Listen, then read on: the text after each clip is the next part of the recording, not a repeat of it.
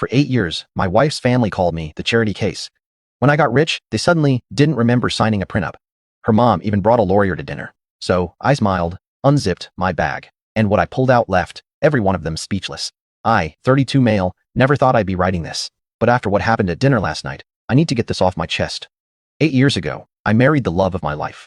She was everything I'd ever dreamed of. Kind, intelligent, and beautiful, inside and out. The problem wasn't her, it was her family. From day one, they made it crystal clear that I wasn't good enough. I was working 3 jobs just to make ends meet, delivering pizzas at night, doing construction during the day, and freelance coding whenever I could squeeze it in. Her father would introduce me at family gatherings as the charity case we took in. Her mother would ask loudly at dinner parties if I was still playing with computers instead of getting a real job. Her brother would joke about how his sister was slumming it with me. My wife would defend me, but I could see the strain it put on her relationship with her family. They lived in this massive house in the suburbs, drove luxury cars, took expensive vacations while we struggled to pay rent on our tiny apartment. The contrast was humiliating, especially when they never let me forget it. The worst part was the prenup. 3 months before our wedding, her father cornered me in his study. He slid a thick document across his mahogany desk and told me that if I really loved his daughter, I'd sign it without question. The prenup was inhuman. If we divorced, I'd get nothing. No alimony, no assets, nothing. He made it clear that this was non-negotiable, that the wedding wouldn't happen without it. I was young, broke, and desperate to prove I wasn't after their money. So, I signed it. My wife apologized later, saying her parents insisted on it and she was caught in the middle. I understood. At least I thought I did. For years, I endured their constant jabs. Every family dinner was an exercise in passive-aggressive torture. They discussed their stock portfolios while pointedly asking if I'd gotten any real job interviews lately. They planned family vacations to places they knew we couldn't afford, then act surprised when we declined to join them. The breaking point came 3 years ago during Thanksgiving. Her uncle suggested I should be grateful that their family had lifted me out of poverty by accepting me. The entire table laughed. My wife squeezed my hand under the table, but she didn't speak up. That night, I made a decision that would change everything. I've been working on a mobile app in my spare time for 2 years. It was a simple productivity tool. Nothing groundbreaking, but I believed in it. Every rejection from investors, every bug fix, every sleepless night was fueled by their condescension. I poured every ounce of my frustration and determination into that project. 6 months after that Thanksgiving dinner, Microsoft acquired my app for $12 million. I didn't tell anyone immediately. The money sat in my account while I processed what had happened. I'd gone from struggling to pay rent to being a millionaire overnight, but instead of celebrating, I felt something darker growing inside me. Years of humiliation had planted seeds of resentment that money couldn't wash away. My wife was ecstatic when I finally told her. She cried happy tears and kept saying how proud she was that I'd never given up. For a moment, I remembered why I'd fallen in love with her. She'd always believed in me, even when her family didn't, but her family's reaction was predictable. Suddenly, I wasn't the charity case anymore. Her father started calling me son and asking for investment advice. Her mother began bragging to her friends about her successful son-in-law. Her brother wanted to discuss business opportunities. The same people who'd spent years making me feel worthless were now trying to get close to my money. The real revelation came 6 months ago. My wife and I were discussing buying a house when she casually mentioned that we should probably have the prenup reviewed. She suggested that maybe it wasn't fair anymore given our changed circumstances. When I asked why she was bringing it up now, she got defensive and said her mother had mentioned it. That's when I knew. They'd all discussed it. My success had made them realize what they might be missing out on. And suddenly the prenup they forced me to sign was inconvenient. I hired a private investigator and a forensic accountant. What I discovered made my gore boil. My wife's family wasn't as wealthy as they pretended to be. Her father's business had been struggling for years. They'd been living on credit and borrowed money, maintaining their lifestyle through increasingly desperate measures. The big house was mortgaged to the hilt. The luxury cars were leased. Even their expensive vacations were funded by credit cards they could barely pay off. But that wasn't the worst part. The investigator uncovered something that shattered my world completely. My wife had been having an affair with her college boyfriend for the past 2 years, the same boyfriend her family had always wished she'd married instead of me. They'd been meeting at a hotel downtown twice a week, and her family knew about it. They'd all been in on it. Her mother had even covered for her, providing alibis when needed. They were waiting for the right moment to push for a divorce, probably hoping I'd be too grateful for their acceptance to fight the prenup. They wanted my money, but they also wanted me gone. I spent weeks planning my response. Every detail had to be perfect. I consulted with the best divorce attorney in the city and prepared for war. But first, I wanted to give them a chance to show their true colors one more time. Last week, I suggested we have a family dinner to celebrate our good fortune and discuss the future. My wife seemed excited, thinking I was finally ready to embrace her family fully. She had no idea what was coming. The dinner was held at her parents' house, just like old times. The same dining room where they'd humiliated me for years was about to become the stage for their downfall. Her parents, her brother, her aunts and uncle, all the key players in my 8-year nightmare were present. I arrived with a leather messenger bag, telling everyone I had some exciting news to share about a new business venture.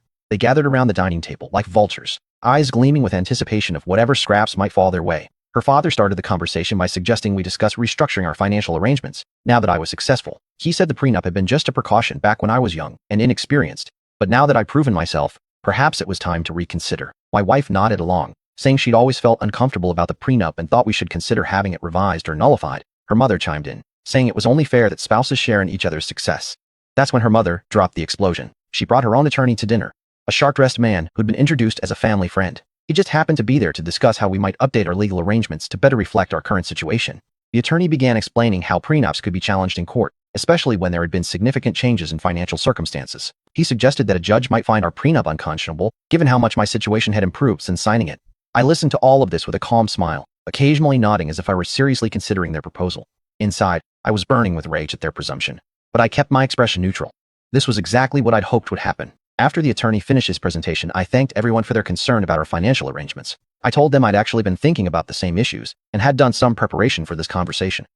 That's when I reached for my bag. I unzipped it slowly, maintaining eye contact with each person around the table. The anticipation in the room was palpable. They thought I was about to produce documents agreeing to their demands. Instead, I pulled out a thick manila folder and placed it in the center of the table. I told them that before we discussed changing any agreements, there were some things they should probably know about. The first document I laid out was a detailed financial analysis of their family's actual situation. I watched their faces change as they realized what they were looking at. Their father's failing business, their mortgage situation, their credit card debt. Everything was laid out in black and white. I explained that I'd been curious about why they were suddenly so interested in renegotiating our prenup. So, I'd done some research. I told them I found it interesting that their concern for fairness had emerged just as their own financial situation was becoming desperate. But that was just the opening act. The next set of documents hit like a nuclear bomb. Photos, hotel receipts, credit card statements, phone records, everything documenting my wife's affair. I spread them across the table like playing cards, each one landing with devastating precision. The room fell completely silent. My wife's face went white as she stared at the evidence of her betrayal. Her family looked like they'd been caught in headlights, frozen and terrified. I told them that I discovered not only the affair, but also their knowledge of it. I'd found text messages between my wife and her mother discussing alibis. I'd uncovered the family group chat where they discussed their strategy for handling the situation. The attorney they brought suddenly looked very uncomfortable and excused himself, mumbling something about a conflict of interest. Smart man. But I wasn't done. The final document was the most devastating of all. I pulled out a divorce petition already filed with the court. I told them that, thanks to the prenup they'd insisted on, and thanks to the documentation of my wife's adultery, this was going to be a very simple process. She would get exactly what the prenup specified, nothing. The adultery clause in the prenup, which they'd probably forgotten about in their greed, meant that her infidelity voided any claim she might have had to spousal support. The photos and documentation made it impossible to contest. I explained that I'd also filed a civil lawsuit against her boyfriend for alienation of affection. While not all states allow such suits, ours did, and I had more than enough evidence to pursue it. I told them I was seeking damages for the emotional distress and the cost of the private investigation. My wife finally found her voice and started to protest, but I held up my hand and continued. I told them that I was also considering pursuing a case for fraud, given that they'd hidden material information about their financial situation, while pressuring me to modify our prenup. The room erupted in chaos. Her mother started crying and insisting they'd only wanted what was best for everyone. Her father began making exposes about what his lawyers would do. Her brother accused me of being vindictive and vague, but I remained calm. I told them that I'd spent 8 years listening to their insults, their jokes, their constant reminders that I wasn't good enough for their family. I'd endured years of being treated like a charity case, while they lived beyond their means and looked down on me.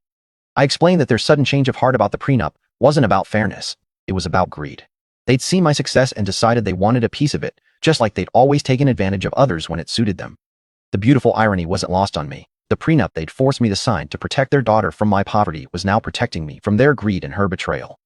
I packed up my documents and prepared to leave. Before walking out, I told them that the charity case they'd mocked for 8 years was now worth more than their entire family combined. I said that the computer nerd they dismissed had built something they could never understand or achieve.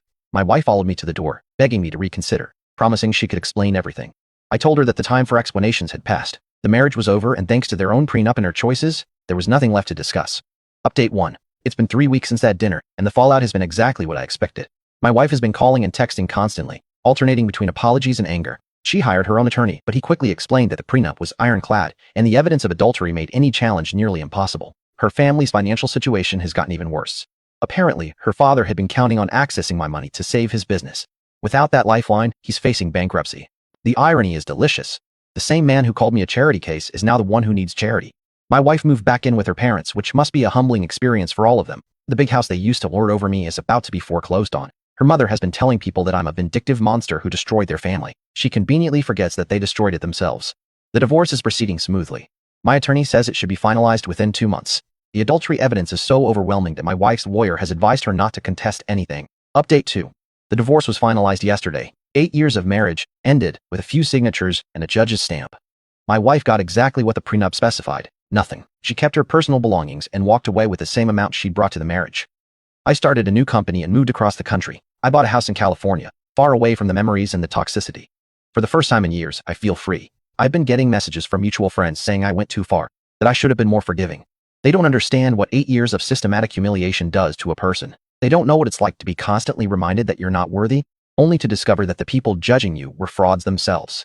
Some people might say I'm bitter or vengeful. Maybe they're right, but I prefer to think of it as justice. They spent years trying to make me feel small, and in the end, their own greed and deception made them smaller than they'd ever made me feel. The charity case they mocked is now free, wealthy, and building a new life. Meanwhile, they're dealing with bankruptcy, divorce, and the consequences of their own choices. I don't regret signing that prenup 8 years ago. It turned out to be the best decision I never knew I was making. Sometimes, the very thing meant to hurt you becomes the thing that saves you. As I write this from my new home office, looking out at the Pacific Ocean, I can't help but smile. The kid they said would never amount to anything. Just proved them all wrong. And the best part, I did it all without becoming the kind of person they were. Justice has a way of working itself out. Sometimes it just takes a little patience and a lot of planning.